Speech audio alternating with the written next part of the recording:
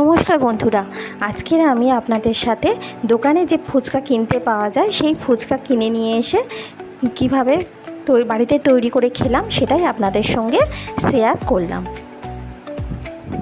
ফুচকাগুলো তেলেতে দিয়ে কি সুন্দর ভাজলাম, কি সুন্দর সব ফুলেছে। দেখুন সবকটা ফুচকা কি সুন্দর ফুলেছে।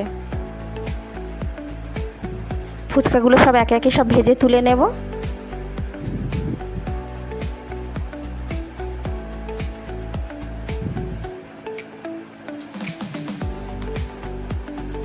ফুচকাগুলো কিন্তু বেশ ভালো ফুলছে।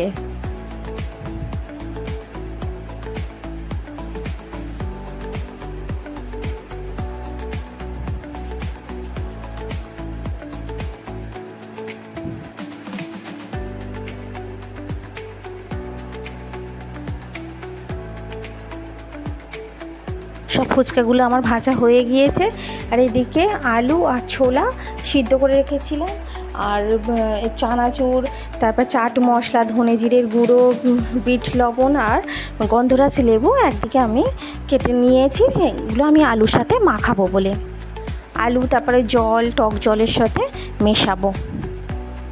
প্রথমে বিট লবণ দিয়ে মাখিয়ে নিচ্ছি। বিট লবণ, তারপরে চাট মশলা, ধনে জিরের গুঁড়ো, বাড়িতে যা যা ছিল সেগুলো দিয়ে হঠাৎই আমরা এইটা করে খেলাম, ফুচকাটা করে খেলাম। কাঁচা লঙ্কা কুচো করে,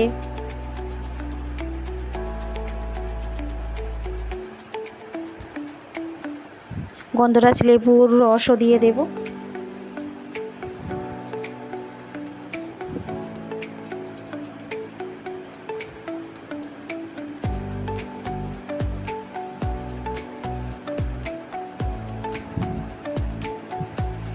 সব কিছু দিয়ে ভালো করে আমি মাখিয়ে নেব।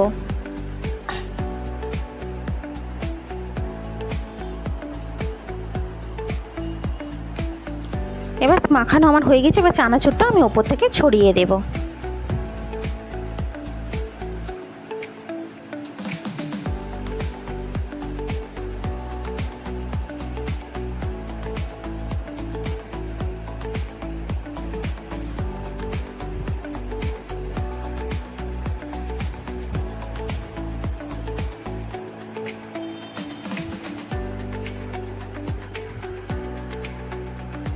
এবার টক জলের জন্য আমি গন্ধরাজ লেবুটা চটকিয়ে নেব, জলের মধ্যে রসটা দিয়ে দেবো। এই লেবুর রস না একটু কম হয়।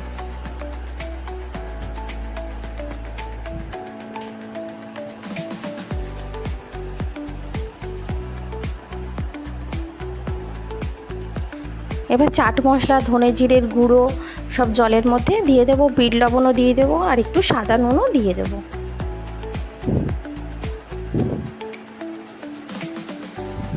দিয়ে জলটা আমি করে নেব। ধনেপাতাটা ছিল না বলে দেয়া হলো না। এবারে আমি একে একে ফুচকাগুলো সাজিয়ে দেব একটা প্লেটে। ওই আলু যে মাখাটা যেটা ছিল সেটা দিয়ে ফুচকার মধ্যে দিয়ে সাজিয়ে নেব প্লেটে।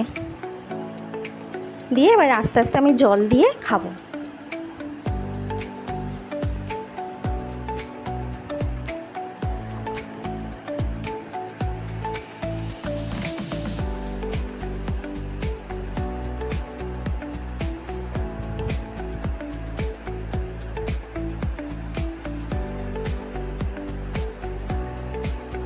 আর দই ফুচকার জন্য আমি দইটা মশলা করে নেব। ওর টক দই একটা বাটিতে নিয়ে তাতে চাট মশলা, ধনে জিরে গুঁড়ো, এমনি সাদা নুন আর বিট লবণ সব রকম দিয়ে আর দইটা মাখিয়ে নেব।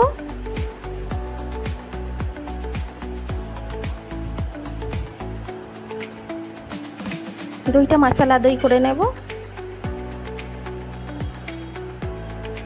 দিয়ে একটা পাত্রে ওই দই প্রত্যেকটা ফুচকাইতে দিয়ে দেব। এটা আলাদা প্লেটে আলাদা করে দই ফুচকার জন্য আলাদা একটা প্লেটে শুধু ফুচকা নিয়েছি, তাতে ওই মশলা দইটা দিয়ে দেব।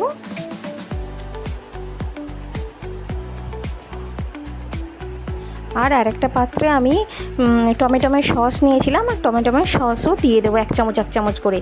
প্রত্যেকটা দই ফুচকার জন্য 1 চামচ করে মশলা দইটা দেবো, আর 1 চামচ করে টমেটোমের সসটা দেবো, আর একটু করে চানাচুর দিয়ে দেবো তার উপরে। এটা তো জল দিয়ে খাওয়া হবে না, সেই জন্য চানাচুর দিয়ে শুধুই খাওয়া হবে। দেখুন বন্ধুরা কত সুন্দর হয়েছে। বিকালের আড্ডাটা জাস্ট জমে যাবে এই রকম যদি ফুচকার রেসিপি থাকে।